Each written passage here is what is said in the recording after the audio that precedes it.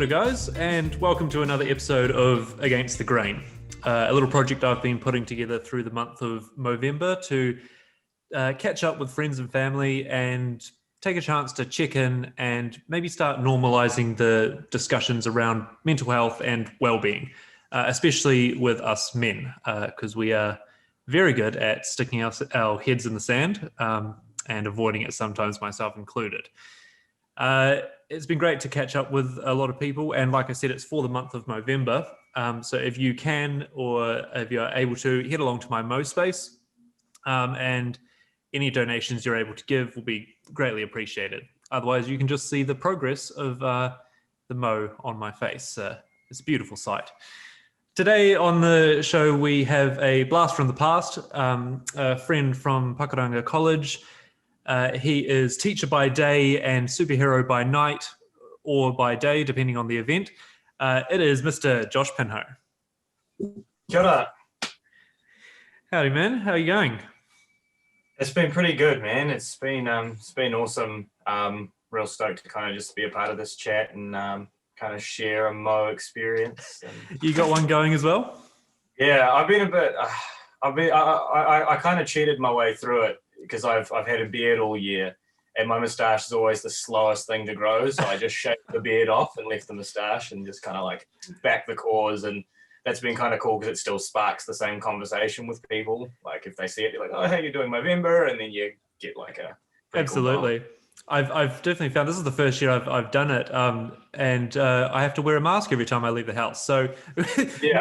no one can tell. But no, it's coming along nicely. I think. I was talking to someone the other day, and I tried to shave every time I do one of these chats just to kind of make it stand out a bit better. But sometimes a couple of days will go past and stubble will come around, and then you'll shave and you go, "Oh my gosh, it's really crept up."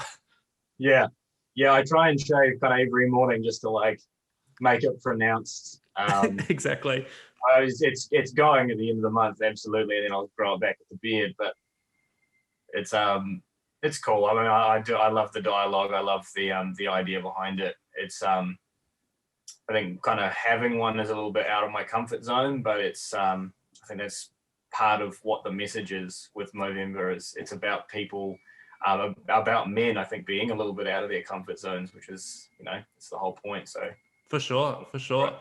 So before we get into anything too much, why don't you take a bit to tell us a little bit about yourself? Yeah, man. Well, I'm Josh. Like Reece said, we went to school together quite a while ago. It would have been well over a decade ago now, which is wow, a crazy thought. Let's not remind ourselves of that.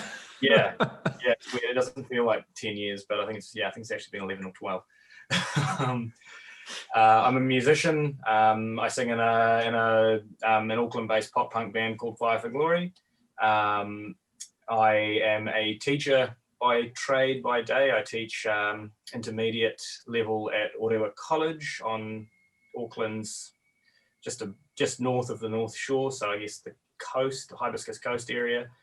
And I am like Reece was saying at the start of the conversation, a very big kind of superhero comic book guy, and I love in the spare time that I do get kind of masquerading as comic book characters and going to like kids events and meeting kids and kind of sharing my love for these crazy, wonderful stories and characters with all these young people, which is super fun. It means I get to be a big kind of kid and put on these cool costumes and absolutely.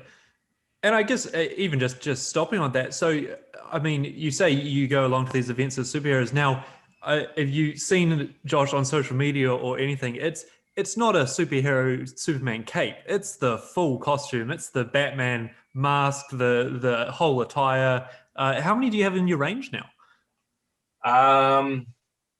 It's growing pretty impressive. I tried to kind of slow it down and I'm just building on kind of suits with a bit more quality to them. Mm-hmm. So I've got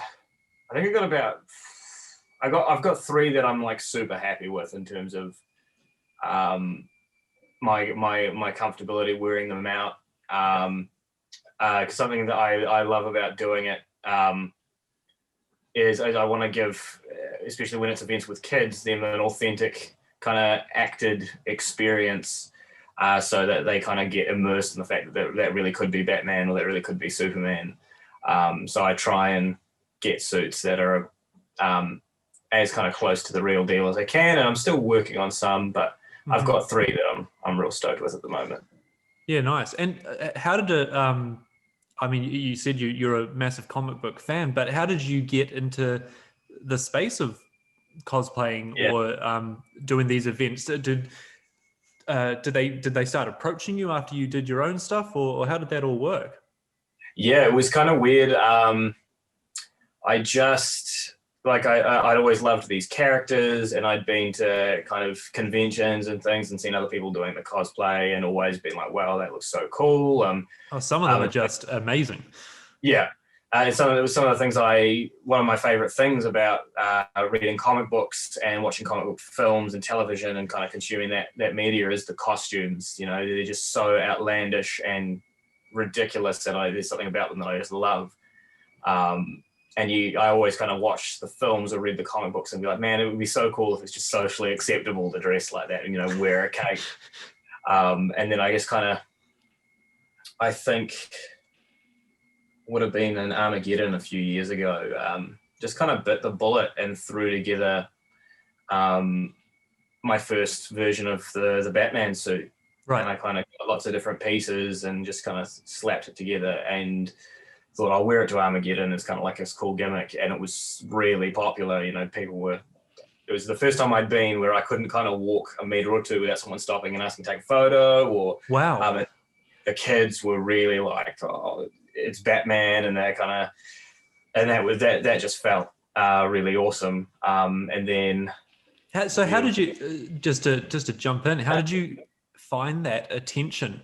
I mean, you know, I've gone to cons as well, and sure done a kind of half-ass dress up sometimes, but you know, you do see these people that get stopped every 5 meters by complete strangers to ask for a photo. It's really cool. I love it. I think there's something awesome about just being able to connect with a huge range of different people over this kind of mutual love for these characters. And it's a different connection, I think, with adults who obviously know it's, you know, a guy in a costume, and they're just kind of like appreciating the character with you. And then with the kids who, you know, the real young ones, as far as they're concerned, are meeting Batman. Wow. And that's such a cool experience to kind of put yourself in the kid's head and think about how cool that must be. Because I love Batman as much as these kids do. And, you know, I love to meet Batman, and I know I can't. But as far as these kids are concerned, they're like, they've done it. They've conquered it. Here he is. And he's in a picture with me, and I love it. It's so cool. And I guess we didn't really have that when we were growing up, unless you went to Disneyland or the Gold Coast or something. Yeah, I think there was it's the closest thing we had, especially in New Zealand, was Movie World on Gold Coast, and they've got the DC characters there, and their ones are awesome. Yeah. I still, when we go to the Gold Coast for holidays, I still am like a child. I go and get my picture taken with the Justice League and align with all the kids, and that's so neat. And I always kind of pinch ideas and look at kind of what the Warner Bros. Team at Gold Coast have done with the costumes, and kind of going, oh, that's a really cool way to kind of bring that detail out on the suit. I should try that. Right. And I guess for those uninitiated, comic book Batman, there are millions of different versions. You know, there's you know, one, especially because it's been written for so long. So I guess, I mean, my next question was, is there a community that has come from that? But I assume that you could have 6 different Batmans at an event, and they could all be drastically different. Yeah. I think that's huge when you got a character like Batman or like Superman, where you're talking 80 years of comic book history. You'll go to something like Armageddon, or obviously in places like the US Comic Con, where they really are, I guess, infinite different versions of these characters, Yeah. all kind of mingling. Most recently, we did this year's Auckland Armageddon. I guess being lucky in New Zealand, we're the only country in the world who's having live comic conventions this year, which was nuts. And we did on the Sunday, there was this huge photo shoot and meetup of just DC Comics characters. Right. Within that, I think there had to be about 10 Harley Quinns, and they were all so drastically different interpretations. You had the Arkham game interpretations, you had film interpretations, you had the classic animated series interpretations, and then I saw someone did a fantastic version of the Michael Keaton film era Batman. There was a couple of great Dark Knight era Batman. The Batsuit I do is the Batman vs Superman, the Ben Affleck take. There's something I love about that version of the suit, because I felt it was quite it's something that's straight out the comic books for me, for the version he did, and that suit just is peak. There was someone at Auckland Armageddon already had a mint cosplay of the Robert Pattinson version of Batman. Right. And all we've seen of that really at this point is set photos and a trailer. Yeah, a 2-minute trailer. And people have already got these crazy, like, screen accurate, down to all the little intricacies of, like, the moving parts of the chest, which is amazing. And it's just so neat. There's no, I haven't found it this far anyway, no animosity over characters. People aren't being like, oh, you're doing Batman. Oh, this sucks. We can't both be Batman, because it's like, it's such a huge character. And everyone's just appreciating each other's interpretations. You have 10 different versions of the Joker running around in the square area. Yeah. They're all doing these crazy little impressions, and they're amazing. I think my favorite thing is when you see all the Spider-Men and they're all up to their antics in the different parts of the con, and you just, it's almost like a meme now. If you find the Spider-Men, they all herd together. I did a Spider-Man, I think it was 2 years ago. And I remember I walked into the con building, and this kind of like a conga line of Spider-Men just came past me and just kind of looked at me. And I didn't know any of these people. And they were just kind of waving, and they're like, right, jump on the conga line. So I'm on this conga line, and then more Spider people come and jumped on. It was crazy, because I think, if I remember it right, there wasn't one Spider-Man in that line that was the same suit. Right. I was doing the Insomniac, the PlayStation Spider-Man. You had the various versions of the Marvel Cinematic, the classic Raimi comic book, Into the Spider-Verse. You had guys doing the trench coat with the pizza, all sorts. Venom, and it's such a fun character to do. I think something that's so appealing about Spider-Man as a cosplay character is everyone can feel quite comfortable. And I think part of that does come to the fact that your face is hidden. Right. So do you think getting into, this kind of community or this kind of stuff is, it must be tricky to start with? Like you said, you took the leap of going to a convention and going, all right, well, I'm going to wear the Batman costume. But in a way, it's just another avenue of performing, isn't it? Yeah, there's it's strange, and there's still a huge degree, I think, of self-conscious kind of thought that goes with it. Especially, I think the first time I did Spider-Man, I was so anxious because I had a bit more weight on me, and I was still kind of learning that the cosplay community is this really open, welcoming space where people don't care what body type you have, or how tall or short or what gender you are. It's just about sharing this love for characters. So I remember being really kind of conscious about the way I looked and the way the suit fit around me. And I just thought this thing is going to see me and be like, that's chubby Spider-Man. Right. And then kind of getting into the building and having people just embrace me, like, hey man, your suit looks awesome. You look great. Was just such a boost. And then that kind of helped me when I, decided the time was right for me to kind of work and lose the weight. And when I did it, and then I fit into the suit the way I felt comfortable, it was like a nice transition, because I was like, these people aren't going to care either way. And that's been really awesome for me now that I've done it for a while, and I've met other people who, for whatever reason, are like, oh, I can't cosplay because I'm too short, I'm too skinny, I'm too chubby, I'm whatever, you know, I can't cosplay Batman because I'm a woman or things like that. And he's like, nah, man, well, people don't care. Right. All these people just love these characters, whether they're from comics or anime or, you know, some obscure cartoon you saw when you were a kid. But we just, you know, we just love celebrating these kind of fun, imaginative characters through this kind of escapism, and you can just be who you are. And For sure. I think that's kind of one of the most important things about doing it in that community. It's just letting loose, and you get to learn to love yourself a bit more, which is pretty cool. Which is always great, and that kind of leads me to my next point: is you are a teacher, which is firstly fantastic. You know, teachers are brilliant in the community and life. You always, I think, every conversation you have with friends is always like, oh, I remember a teacher I had that, you know, X, Y, Z. Yeah. And so you teach intermediate. So here in Australia, they don't have intermediate. They go straight from primary through to college. But intermediate is years 7 and 8. Yeah. So ages 11 and 12-ish. My group of year 8, so 12 and 13. Yeah. 12 and 13. So yeah, the transition before you go to college. So I guess my question is after getting yourself into cosplay and other activities such as that, do you take those kind of lessons and you know, being positive about yourself into the classroom, or is that kind of are you allowed to talk to the kids about that, or what's the story there? Yeah, I think it's a huge thing to take into the classroom, at least through the cosplay, because I think a lot of the kids at this point in time just think I'm a bit lame. They're kind of like, here's our dorky teacher who's right. But I more mean what you get from it, and then you take off the cape and you go to your classroom.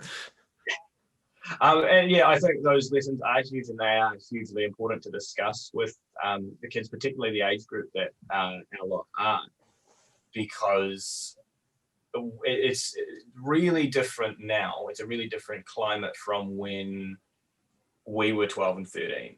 For sure. And the biggest part of that, whether we like it or not, is the internet.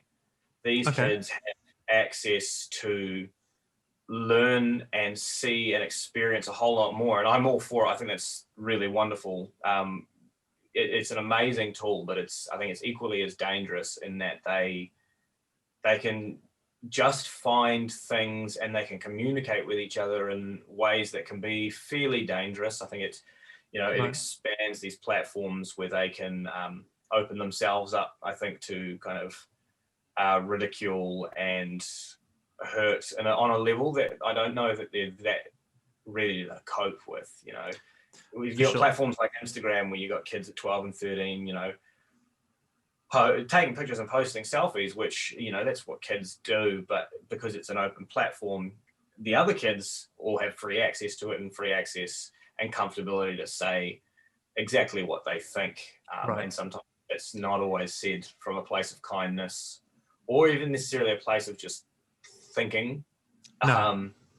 And I think even to add a third one on there is it might not even be intended as bad or negative, but because you've put a full stop in the wrong place, or because you posted it at 3 a.m. instead of 7 p.m., the person reads it in a different mindset and you open a whole can of worms. Yeah, and I think it's a lot for kids that age to be dealing with. So you end up with a lot of kids who are coming in with things that I remember at 13 that never crossed my mind, you know, being super body conscious and having anxieties that, you know, aren't anxieties that I remember dealing with till I would have been maybe 16. Right.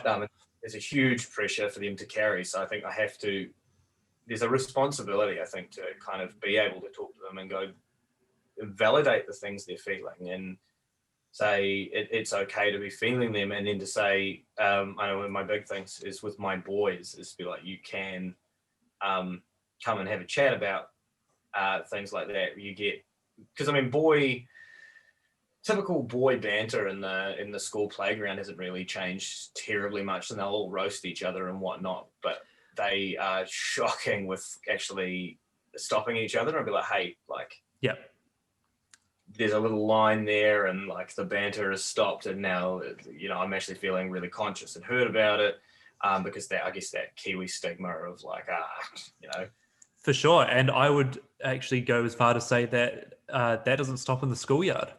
no, it gets progressively worse. I still have groups that, sure, we all love to banter, and like you said, like in the playground, everyone does it. And I'd like to think that at the right times, you can stand up and say, "Hey, man, bit too far. Don't take it the wrong way. We're still all mates, but let's just not go there." But sometimes I find it happens, and you think to yourself, "I should say something," and you go home and you ponder it, but the moment's gone, and yeah, it's a tricky thing to do. So I think it still is with us even 10 years out of college. I think there's a thing I guess you have to realize in that most of the times if you do raise your concerns with mates, if they really are your mates, it won't cause a problem. And I think there's that innate fear that's kind of built in people to go, oh, no, they'll get upset if I point out that I'm upset. Yeah. Which, is seldom ever the case. You just say, hey, bro, nah, I don't really want to go there. And, if they're your mates, they're probably going to go, oh, sweet, sorry, man. Yep. We all say things. We all, when you get going or something like that. And, everyone has crossed the line at some point. And you're right. If they are there as friends, they'll go, cool, heard that, noted, won't go there again. Yeah, I think there's also some responsibility we need to place on ourselves, mm-hmm. to not always wait for other men or other people to speak up and say, I'm hurting, or it's actually up to us to kind of keep an eye on people, even in small situations. If someone reacts differently than usual, something you've said is to, wait till people go on and just be like, hey, bro, like, you all good? Like, did I say something that upset you? Like, I'd hate to think I did. Like, what's going on?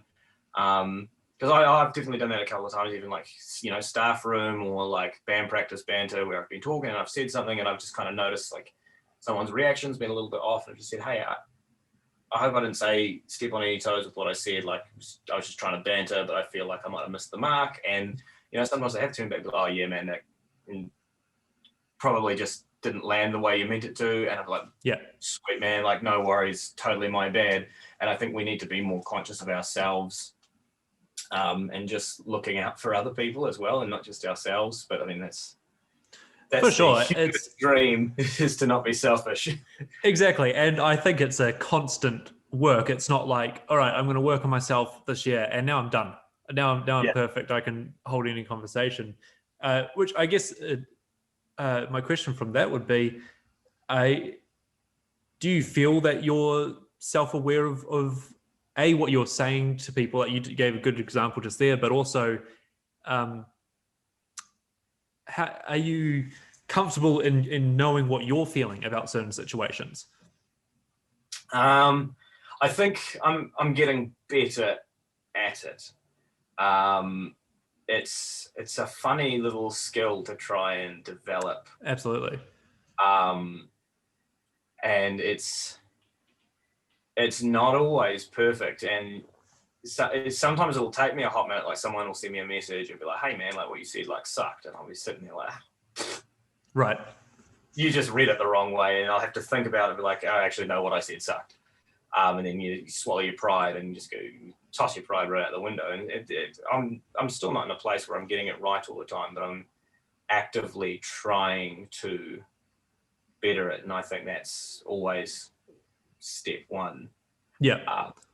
Is just letting go of, I guess, getting your hackles up. I think that's the one I struggle with the most, is getting defensive. Right. You don't be on the defensive. It can be quite small if you let it be small and be like, oh yeah, sweet man, my bad. The end. And why do you think that is? And I do it as well. Is someone comes at you and you go, whoa, you sure it's me? It's very fast to go up, I think. Yeah. And you're definitely right. It's a skill to be like, okay, let's just take a second to listen Yeah. to what they're saying. And no, you're right. It's not a big deal. I need to change the way I think about that. Cool. Yeah. It is. It's tricky because I don't. There's a natural thing we don't like being wrong. It's not a pleasant feeling. But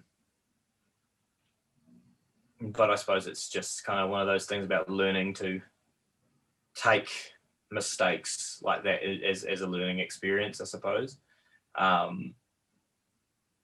It's a tricky one because just trying to word it. Yeah. I think it rounds back to also the opposite of, I think, speaking up in a group. Like you said, you think, well, if I speak up, then everyone's going to be like against me. And I think when you hear someone say, hey, man, what you said was a bit iffy. Oh, does that mean everyone is against me? It's like, no. They're just pointing it out. And like the example before, if you go, okay, I hear you, and move on from it, they're not saying, hey, let's cancel our friendship because you said that one thing. Yeah. And that's one I hear quite a bit is kind of like this active voice, especially online about this thing being like, we hate cancel culture. And I think people are kind of almost missing the point in that cancel culture, or the idea of it, has been created. It's almost been, I feel, misinterpreted on a really low, like on a real kind of person-to-person social level. So taking, say, celebrities out of the equation. Sure. Is you have someone, say something in your circle of mates who maybe they say something about you, the old school one about, your Asian mate driving or something like that. Someone in the circle of mates goes, hey, bro, like, we shouldn't be talking like that. Which is, I think, something that people are still learning to do. It's a funny one because you don't want to get like mocked by your mates by being like the social justice warrior, but it's the right thing to do. Absolutely. And then people are like, oh, see, it's this blooming cancel culture. I'm like, no, I'm not trying to cancel my mate. Like, you're still my mate. I still love you. Just like, we can be better. The end. And then again, if you're on the receiving end, be like, yeah, I can be better. Sweet. No stress. The friendship hasn't ended. The world's not over. We're not cancelled. No. We're just improving. Yeah. And improving as a group as well. Yeah. I've had plenty of, really interesting conversations with peers and things like that. They'll, you can throw around something, someone might throw around something that is racist or sexist, maybe from an old piece of media that just hasn't aged well. And you just have to be like, hey man, like, we can't say that. Like, it hasn't aged well. And people are like, oh, see, it's this cancel culture. It's like, no, it's just improvement. Like, I don't hate you. Yeah. I'm not sitting here being like, you are a racist, you are a sexist. I'm saying the thing you just said is racist and you may not be aware of it. So let's just take it, learn from it, move on. World's still turning. Exactly. And I think that's a thing people need to kind of adapt to, adjust to, and kind of, it's not this crusade to end everyone. It's just this kind of collective thing of going, let's try and be better to each other. Yeah, collectively improving. Not take it all personally. Yeah. I've had it a couple of times where I've said something that, might have been funny in a movie or a cartoon that I saw, in school, and people are like, whoa, man. Yeah. Have you heard what you just said? And they're like, damn. Yeah, man, that's real racist. I'm not going to say that anymore. And it's the end. Exactly. And I don't take it personally. I'm just like, oh, okay, sweet. And we don't always get it right. But the active attempt to get it right is I think that's the important thing. For sure. That's absolutely spot on. And I guess on the wave of self-improving, I guess for your own mental health and stuff, what does a good mental health look like to you personally? I think there's obviously there's huge balance with it. One of my favorite models models is the Te Whare Tapawhā model, the Māori model of well-being, which is this idea that you have on the marae, and in this kind of metaphor, the marae being your central self, you've got your four walls. Right. And each of the four walls represents one piece of our well-being, our mental well-being, our physical well-being, our spiritual well-being, and our family well-being. Okay. And the concept being that if one of the walls isn't intact, the marae can't stand. Mm-hmm. And they all link into each other. So you can't have the four without the other three. And so I do this with the kids quite a bit, is you think, if my self-esteem gets low, so we're talking about mental health, I'm beating myself up about the way I look, which is one I personally really struggle with, is kind of self-image and the way I see myself in the mirror. Then I stop kind of caring as much, I'm already feeling low, so I might stop eating as well, because I'm like, well, I can't be bothered cooking something nutritious or going for a run because I feel crap anyway, so what's the point? At this point, that's one wall down, two walls down. And then this idea of kind of reaching out to family, this family connections, that's out the window, because I'm like, I'm not going to talk to someone about it because they're not going to care. I'm talking myself out of that. And then you're left with the spiritual wall, which isn't necessarily one based on faith or religion. Like for me, it's about maintaining my spiritual health. It's about maintaining integrity to kind of my morals and who I am. So trying to be a good person. And of course, if that's the only one left, I feel lousy about myself. I'm not eating well. I'm not talking to people. By principle, I'm not maintaining this idea of trying to be the best version of myself. So I become this kind of lousy, grumpy slouch, it's almost like the self-fulfilling prophecy. It starts back with that mental health, that self-talk. Whereas I may not have been the things I was saying to and about myself in point A, I have now become that at point B, because everything's just collapsed because I've knocked down that first wall. And it's very interesting how if we're sticking with the walls, they are all connected. They're not four separate walls, because like you said, as soon as that one comes down, and you straight away said eating, and I was like, oh, that's a physical thing. And, it's connected to that, which brings the third and the fourth, and it all comes down. And any of the four can start that domino effect. I could be in a good space of mental health and get into like a really bad habit of binge eating. I mean, this is something I've lived through before. Is like I mentioned earlier, I had a real issue a few years ago with my weight, because I built this really unhealthy kind of relationship with sugar,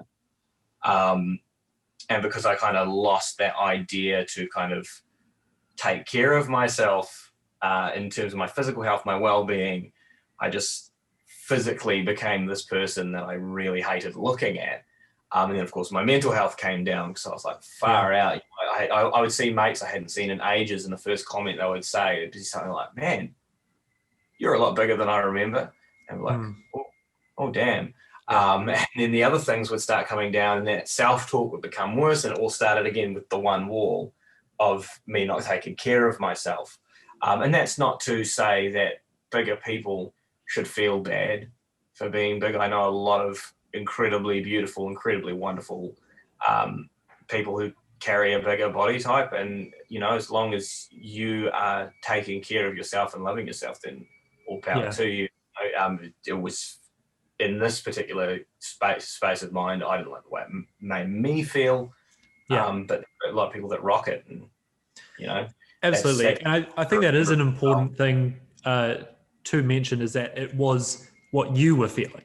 It wasn't the whatever's on billboards or whatever, or advertisements. It was what you were feeling. And also, it was interesting you mentioned that it kind of relates to that online comment point. A mate might have been like, oh, a lot bigger than the last time I saw you. Well, they don't know how deep that just pierced through. I was just going to say, to them, it's a bit of banter at the start of the night, or because they won't go home and go, should I have said that to, it's a passing comment. They probably didn't even realize they had said it. Yeah, and it's one of those things that I think we do need to be self-aware of the things we're saying to people in passing, but at the same time, we also need to be understanding of how we're receiving it. Something that I still struggle with is like comments like that when I was heavier, and people say, "Man, you look a lot bigger," even though I had put on weight. There are a lot of people say, I would be talking to people I hadn't seen since I was in school, where I was, 60 kilo and, the size of a twig. So I could have been a healthy weight and that comment still would have applied. Yeah. I could have put on muscle and that comment still would have applied. But because of the state of my mental health, I chose to for sure receive it in a way that kind of allowed me to beat myself up more about it. Which I don't think was a healthy way to deal with it. But then, of course, the other side of that was in recognizing how those walls dominoed. That was my kind of gateway to repairing the fighting for me, because I was going, right, I hate kind of feeling so miserable about myself. And it all started with my relationship with food. So the first thing I need to do is actually repair my relationship with nutrition. Repair my relationship with sugar and with food and with regulating my diet, and things will come into place. So I worked on my eating really big time. And then naturally, because that's, I guess, how science works, is I lost the weight. And as I've seen people be like, "Man, you look good." Right. And my self-talk started coming back up. I was just kind of reaching out to people again. And I targeted that wall and the others came back up. It almost reverse dominoes. Yeah. Which is really cool. And I think that's a huge thing about being, I use about self-reflective mental health, is being able to recognize where the cracks are and going, how can I rebuild? And starting at the small things. So I guess, no, that's absolutely right. I guess what I was thinking is kind of a two-parter is, were you able to recognize that by yourself, or was it through other avenues that you mentioned that it was the sugar and the food? Did you come to that conclusion yourself? And then B, what's in your Mirai toolbox? What tools are there to rebuild these walls? Yeah, I tried. It was trial and error. At first, I think I always knew that it was to do with my relationship with food, but I was in a huge amount of denial about it because I love good food, and I still love good food. But it was my first attempt was I just tried to out-exercise it. So I signed up to the gym. I was gymming 6-7 times a week. Okay. Really like overkilling it, and not dropping the pounds. Because I was going to the gym and, smashing out hour and a half sessions every day, and then going home and smashing back a whole dominoes. Right. And it came to a while where I was kind of being like, why is this not happening? Like, I'm grinding the gym hard. And just finally being like, okay, what if I just tried to not have the dominoes, and see what happens? And it was just, I think, about sitting back after a couple of months and confronting that it's not my physical exercise. There's only one other thing it could be, and I know what it is, and I need to confront it, and it's going to be hard. And I think it was, for me, coming to terms with the fact that it was like any other addiction. I had this addiction with fast food and with ice cream, and with things like that, and going, okay, I have a bit of a problem. I can learn to have these things in regulation, but I'm going to cut them out of my life for a while, and then reintroduce it. And I think what the amazing thing was I think a month or two into kind of after having cleaned up my diet, I realized how much more I actually enjoy those foods now. Yeah. And even now, a couple of years after going through all of that, when I go and get a McDonald's or I have a pizza, it's so good. I still love it like I did, but I appreciate it a lot more because I'm like, damn, this is good, because I didn't have it yesterday and the day before and the day before. I haven't had a Fat Macca's in a couple of weeks. Yeah. I'm really tired. I'm on my way home from a show. I'm going to get a quarter pounder and I'm going to love it. and that it just feels a lot better. Yeah. And that's huge. My toolbox, I have some key things.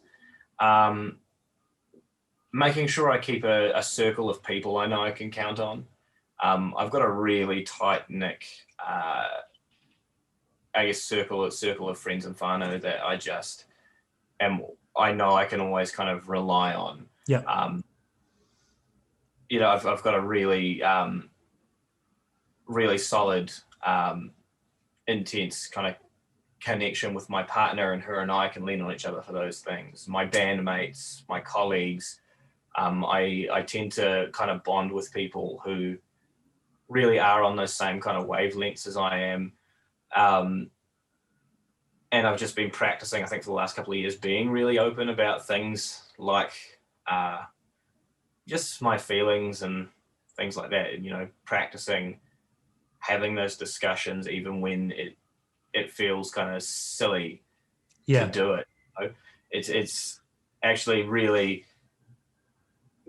overcoming that thing. It's easy to actually just pick up my phone and text the guys and be like, I'm just feeling, like shit today. Yeah. Help me out. And that's an okay thing to do. For sure. And even just on that is you're right. It feels silly the first couple of times you do it. But I think that's it. It's the first couple of times. And then, it's kind of what I hope comes from this a little bit as well, is that if someone sees it and goes, well, they talked about it. So, I'm not expecting people to come to me or to you personally, but they might just to normalize it a bit, to go say, hey, how's your day? How's the weather? How are you feeling? As just another normal question to throw in there. It shouldn't be like things aren't great at the moment, but I don't want to bring down the mood. It's making it comfortable to. Sorry, go on. No, you're good. One of the things I think that's hugely important for my toolkit, and there'll be kind of variations on it depending on who the person is. For sure. It's a hard thing to do. One of the hardest things to do, I think, because of the way our culture is ingrained as a Kiwi man, is telling your mates that you love them. Yeah. I think there's a weird stigma around it. And I understood it was kind of like this uncomfortable thing. And then kind of the circle of friends I had now, we got to this place where my best mate, like whenever he was with me, like if he'd get off the phone, if he'd always be like, I love you, bro. And you'd be like, the first couple of times I'm like, okay. After a while, I was like, actually, that makes me feel awesome. Yeah. And I started saying it back. And then you kind of get into this habit of making sure that you tell everyone. And occasionally some people are like, okay. But that's fine. You've said it. That was my initial reaction when, my mates started doing that with me. I had, my best mate be like, hey, I love you, man. And I was like, all right. But now I've gotten this crazy habit. And people react like that. But then after a while, people start being like, yeah, that feels good. Yeah. And no one's going to make fun of me. I mean, ultimately, how can you? It's a hard thing to make fun of. But I think we have this thing in our head that for some reason we've made fun of. But what is going to be made fun of? What's the worst someone's going to say is, that guy cares about other people. Look at that. Okay. They've got a good friendship. Yeah. And I think that's huge. It's one of the biggest hurdles you can overcome, particularly I think to Kiwi men, is being able to say I love you to your mates. Because I think that term, it doesn't always have to be this kind of endearing, passionate, romantic thing. It doesn't always have to be from a Hallmark movie. It can just be like, it's such an easy way to say to your mates, hey, like, I really care about you, man. Like, I really appreciate that you exist. And all of those hundreds and thousands of things you could say to bring them up, it can just be summed up. It's just like, love you, man.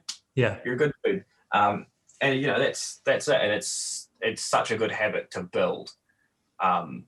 It's one of the best things as a human is to be told by someone else that you're loved. For sure. And even just sticking on the Kiwi bloke bit there, from my experience, and you know, I've got to work on saying that more to my mates as well. It's a thing. As soon as you brought it up, I immediately thought, come on, you've told yourself this for so long. You need to work on it. And you know, everyone always has to work on something. But I think what I've found is a lot of the time, if you're talking to let's just say a bloke, be it Kiwi or not, and you say, "Oh, I heard you were friends with Bob." And they will go on for 15 minutes, half an hour saying, "Oh, Bob, he's amazing. He'll always be there. He's the greatest guy." But if Bob's in the room, it'll be, "Oh, yeah, Bob's all right. Bob's all right." And it's like, so why not say it to their face? Why, you know, you can tell they care about them. You can tell they love their mates. But it's not saying it to them. It's saying it's broadcasting it to other people. It's going, "Oh yeah, Bob. Oh, love Bob. You know, Bob's always there. Bob's great." But if Bob's in the room, it tends to be yeah, you're right, Bob. Yeah. Yeah, and then I think we end up with the case that the issue we have in New Zealand, particularly with our male suicide statistic, is in the aftermath. You have a lot of people, and I've been in this position, being like, far out, like, he was the best dude. He was amazing. I always told people how much I loved him, and I'm like, but how much did you tell him? Or how much did I actually say that to him? I told all my other mates how great he was. Yeah.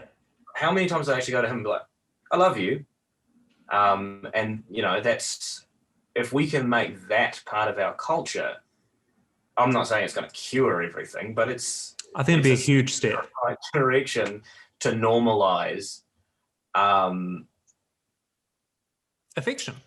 Yeah, to normalize affection between friends, particularly between male friends, because I think that's, with women, I've noticed, is they're a lot more comfortable telling each other that they love each other. I live in a house with my fiance and her two best friends, and they're super comfortable telling each other that they love each other and their family and how important they are. And it's this really normalized thing. And it's not this thing that's ridden down with these kind of old homophobic tropes. And I'm like, if, as men, we could take a page out of that book, we would be taking such a big step in the right direction for saving our young men. Yeah. And I think that'd be huge. I mean, it's not going to cure everything, but steps in the right direction I'll take. Well, it's like you said, and I guess it's kind of, if we had to slap a label of a theme on to this chat, is it's about self-improving between you and your group. Yeah. Just constantly just improving a little bit, improving a little bit, improving a little bit. Yeah, I mean, it's this thing that one of the things I've been trying to think of this year. This year's been a weird year outside of COVID. I've seen a few like really good dudes pass, and not all of them have been suicide. Some of them have just been really unfortunate accidents. But the thing I try to remind myself is, if that unfortunate accident befell, you know, anyone in my close inner circle, have I told them enough how much I appreciate them? And I'm not always getting it right, but it's kind of that something I like to remind myself is like, do the people around me know how much I value them? I need to make sure they know, because you physically cannot guarantee that you're going to see everyone tomorrow. Yeah. As much as you would love to. The probability is I am probably going to be able to see all my mates tomorrow, but at the same time, yeah, you know, you can't count for truck accidents or, you know, freak illnesses. But in some cases, you know, when you're talking about like the male suicides, those are, you can't always call them preventable, I suppose, but they are the closest thing we have to preventable ones, and we can come close to preventing them, or as close as possible, with the way we let people know that we care. And then, of course, there's the thing to remember is of not beating ourselves up when you know those unfortunate times do come upon us, where those choices have been made by people, and it's this crazy complex human thing that of course we can't fix, but we can try. We can, and I think that's a great thing. Again, it's if you work on yourself putting out, and then also what you're taking in, you're just gonna build those little blocks up bit by bit, which is going to be an improvement, which is a step in the right direction. Yeah, for sure. Well, I think that's we'll end it today, but I'd like to thank you so much for coming on and sharing and having a chat. I really appreciate it. My pleasure. Hope you had an all right time. Oh, I loved it. Really cool. It's such a cool thing to talk about, and it was a really cool opportunity. I think for me, even just kind of actually physically saying some of the things. Shush. Had to get in right at the end. I think physically saying some of the things and being able to process them in that way has been awesome. So I really appreciated it. Yeah, no, it's a great opportunity to hear other people, and if you're comfortable reaching out, do so. But yeah, don't forget to love yourself and tell your mates you love them as well. But thanks, Josh, for coming along. And like I said, if anyone wants to check out the Mo space, I'll leave it in the description below. Yeah, Otherwise, sure. until next time, we'll catch you later.